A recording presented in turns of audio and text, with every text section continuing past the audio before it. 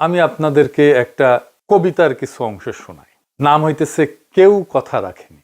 আমি মাঝখান থেকে পড়তেছি। মামা বাড়ির মাঝি নাদের আলী বলেছিল, বড় হ দাদা ঠাকুর, তোমাকে আমি 3 প্রহরের বিল দেখাতে নিয়ে যাব।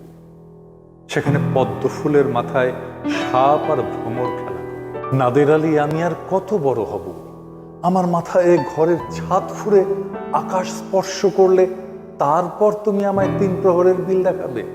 একটাও রয়্যাল গুলি কিনতে পারিনি কখনো। লাঠি লজেন্স দেখিয়ে দেখিয়ে চুষেছে লস্কর বাড়ির ছেলেরা। ভিখিরির মতো চৌধুরীদের গেটে দাঁড়িয়ে দেখেছি ভিতরের রাস উৎসব।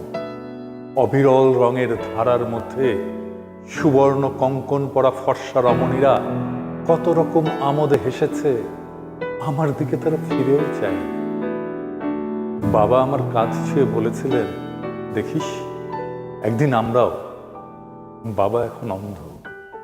আমাদের দেখা হয়নি কিছুই। সেই রয়্যালগুলি, সেই লাঠি লজেন্স, সেই রাস উৎসব আমায় কেউ ফিরিয়ে দেবে না।